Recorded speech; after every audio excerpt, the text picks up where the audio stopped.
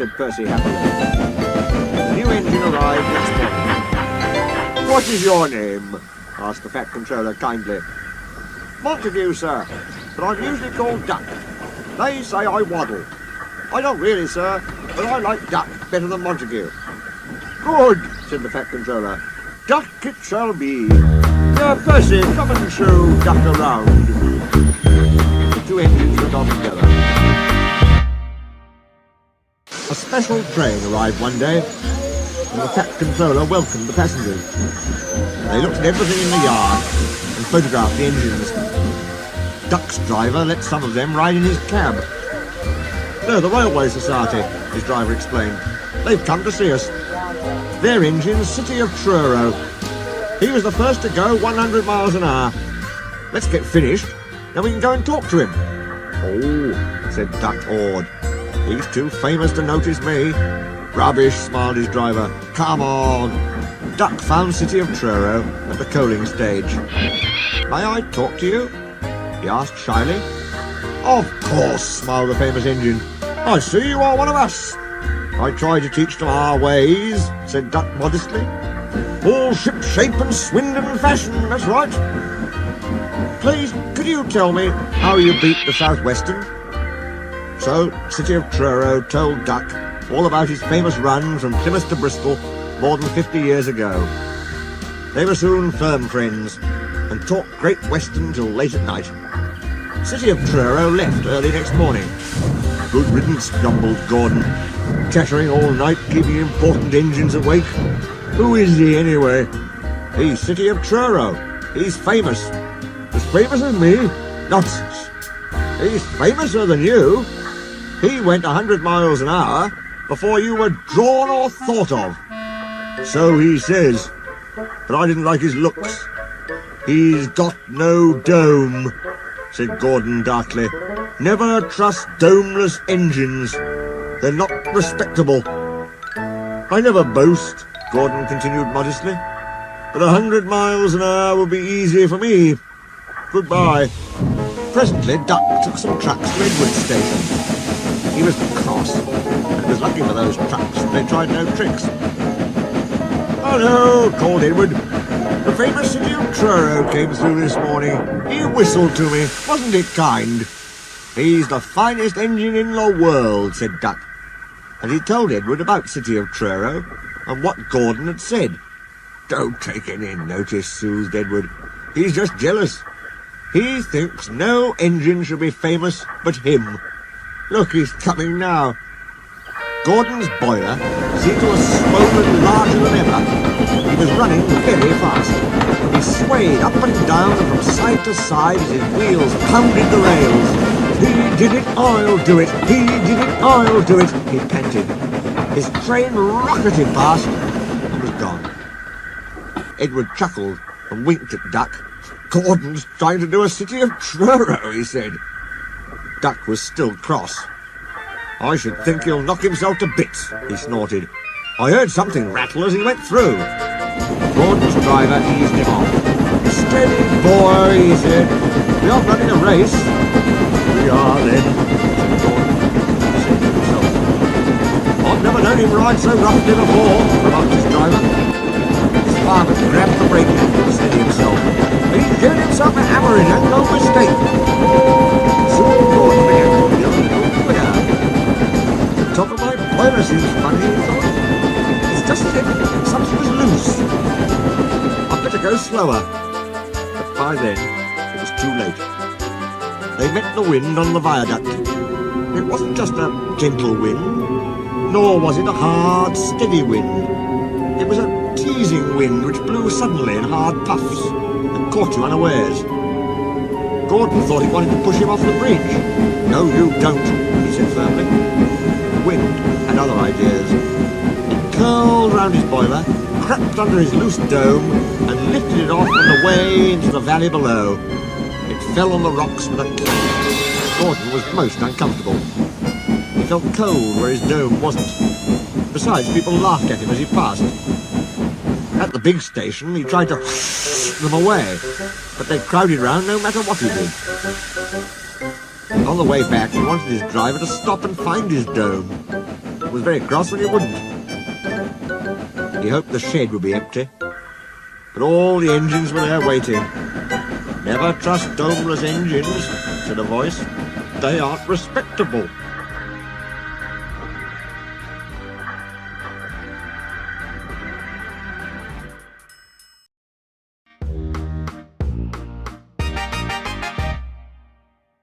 The city of Truro's visit made Duck very proud of being Great Western.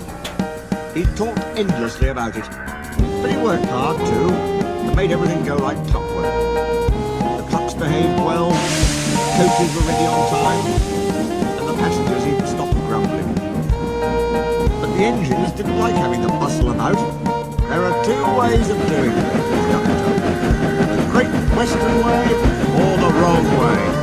I'm Great Western, and don't we know it, they groaned.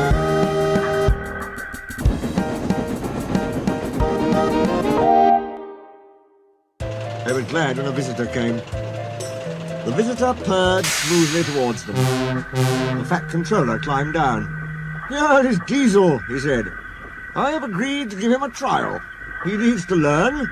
Please teach him, Duck." "Good morning," purred Diesel in an oily voice. "Pleased to meet you, Duck. Is that James? And Henry? And Gordon, too. I am delighted to meet such famous engines." As he purred towards them, the silly engines were flattered. "He has very good manners," they murmured. Oh, we are pleased to have him in our yard." Duck had his doubts. "Come on," he said shortly. "Oh, yes," said Diesel. "The yard, of course. Excuse me, engines." And he purred after Duck, talking hard. "Your worthy fat Sir Topham hat to you," ordered Duck. Diesel looked hurt. "Your worthy Sir Topham hat thinks I need to learn. He is mistaken. We Diesels don't need to learn. We know everything. We come to a yard and improve it. We are revolutionary." "Oh," said Duck. "If you're Revo thingamy, perhaps you could collect my trucks while I fetch Gordon's coaches." Diesel, delighted to show off, purred away. With much banging and clashing, he collected a row of trucks. Duck left Gordon's coaches in the station and came back. Diesel was now trying to take some trucks from a siding nearby. They were old and empty. Clearly they had not been touched for a long time. Their brakes would not come off properly. Diesel found them hard to move. Pull, push, backwards, forward. Oh, the trucks groaned. "God, we won't!" Duck watched the operation with interest. Diesel lost patience. He roared and gave a great heave. The trucks jerked forward. "Oh, they screamed. We can't! We won't!" A rusted coupling broke and he shot forward suddenly by himself. Tickled Duck. Diesel recovered and tried to push the trucks back, but they wouldn't move and he had to give up. Duck ran quietly round to where the other trucks all stood in line. "Thank you for arranging these, Diesel," he said.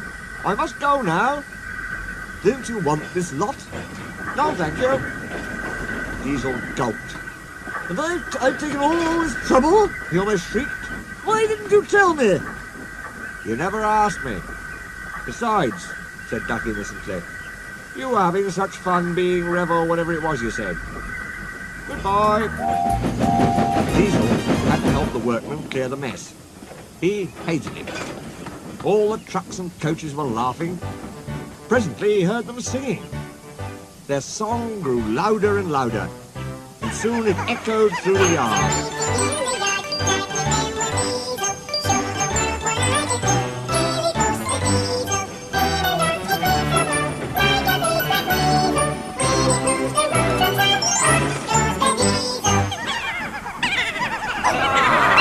Growled and scuttling away, socked in the shed.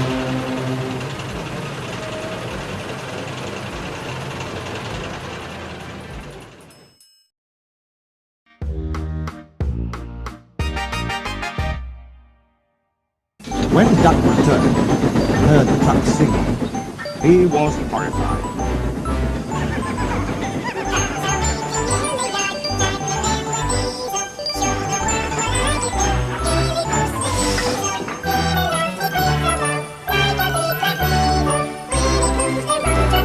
up, he ordered. I'm sorry our trucks were rude to you, Diesel, he said. Diesel was still furious. It's all your fault. You made them laugh at me, he complained. Nonsense, said Henry. Duck would never do that. We engines have our differences, but we never talk about them to trucks. That would be disgraceful, said Gordon. Disgusting, put in James. Despicable, finished Henry. Diesel hated Duck. He wanted him to be sent away. So he made a plan. Next day he spoke to the trucks. I see you like jokes, he said in his oily voice. You made a good joke about me yesterday.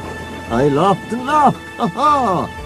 Duck told me one about Gordon. I'll whisper it. Don't tell Gordon I told you. And he's sniggering away. Ho ho ho! Guffawed the trucks. Gordon will be cross with Duck when he knows. Let's tell him and pay Duck out for bumping us. Diesel went to all the sidings, and in each he told different stories. He said Duck had told them to him. This was untrue, but the trucks didn't know.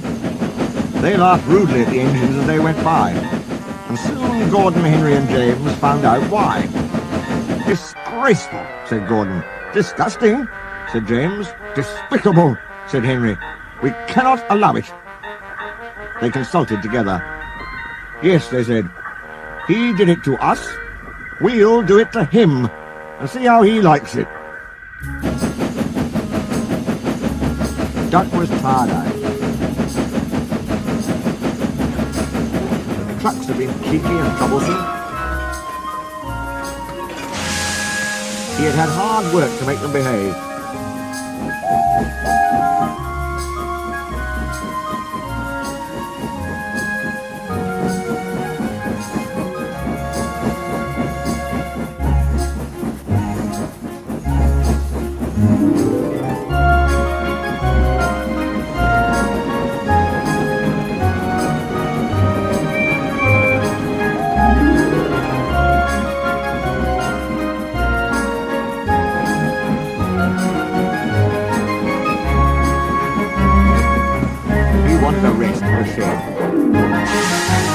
Keep out! The three engines barred his way, and Diesel lurked behind. Stop fooling, said Duck. I'm tired. So are we, hissed the engines. We are tired of you. We like Diesel. We don't like you. You tell tales about us to trucks. I don't. You do. I don't. You do. Silence! The fat controller came to stop the noise. Duck called me a galloping sausage, spluttered Gordon. Rusty red scrap iron, hissed James. I'm old square wheels, fumed Henry. Well, Duck? Duck considered.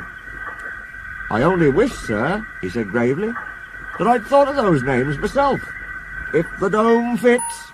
The fat controller coughed. He made trucks laugh at us, accused the engines. The fat controller recovered. Did you, Duck? Certainly not, sir. No steam engine would be as mean as that. Now, Diesel, you heard what Duck said. They can't understand it, sir. To think the Duck of all engines, I'm dreadfully grieved, sir, but no, nothing. I see. Diesel squirmed and hoped he didn't. I am sorry, Duck, the fat controller went on, but you must go to Edward's station for a while. I know he will be glad to see you. Beg pardon, sir, do you mean now? Yes, please. As you wish, sir. Duck trundled sadly away, while Diesel smirked with triumph in the darkness.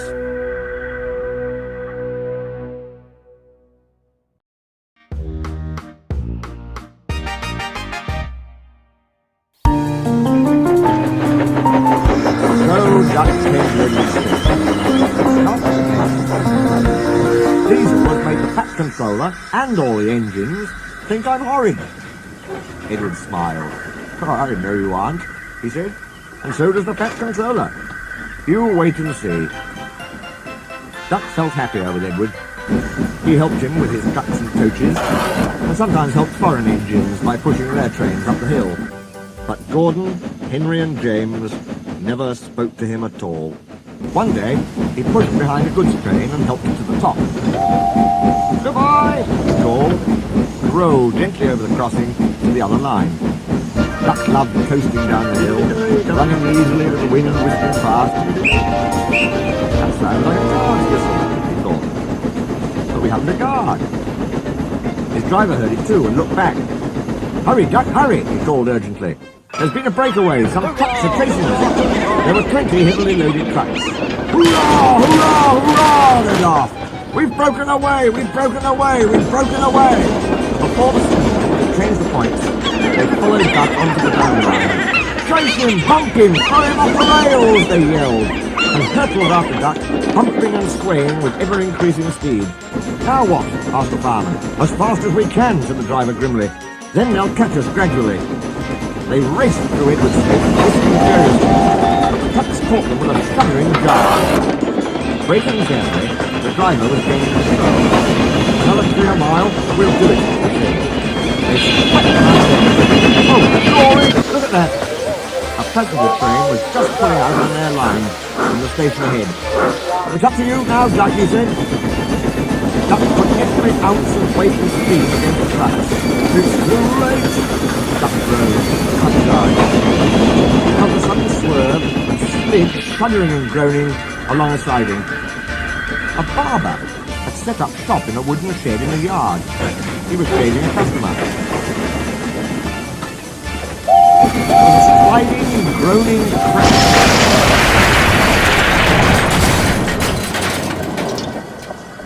"Beg pardon, sir," gasped Duck. Excuse my intrusion." "No, I won't," said the barber crossly. "You've frightened my customers and spoilt my new paint. I'll teach you," and he lathered Duck's face all over. Poor Duck. They were pulling the trucks away when the Fat Controller arrived. "I do not like engines popping through my walls," he fumed. "I appreciate your feelings," said the Fat Controller, "and will gladly repair the damage. But you must know that this engine and his crew have prevented a serious accident. You and many others might have been badly hurt." The Fat Controller paused impressively. "It was a very close shave," he said. "Oh," said the barber. "Oh, excuse me." He ran into his shop, fetched a basin of water, and washed Duck's face. "I'm sorry, Duck," he said. "I didn't know you were being a brave engine." "That's all right, sir," said Duck. "I didn't know that either." "You were very brave indeed," said the Fat Controller kindly. "I'm proud of you. I shall tell City of Truro about you next time he comes." "Oh, sir." Duck felt happier than he had been for weeks. "And now," said the Fat Controller, "when you are mended, you are coming home." "Home, sir? Do you mean the yard?" "Of course." "But, sir, they don't like me. They like Diesel." "Not now," the Fat Controller smiled. "I never believed Diesel. After you went, he told lies about Henry. So I sent him packing. The engines are sorry and want you back." So, when a few days later he came home shining with new paint, there was a really rousing welcome for Duck, the Great Western Engine.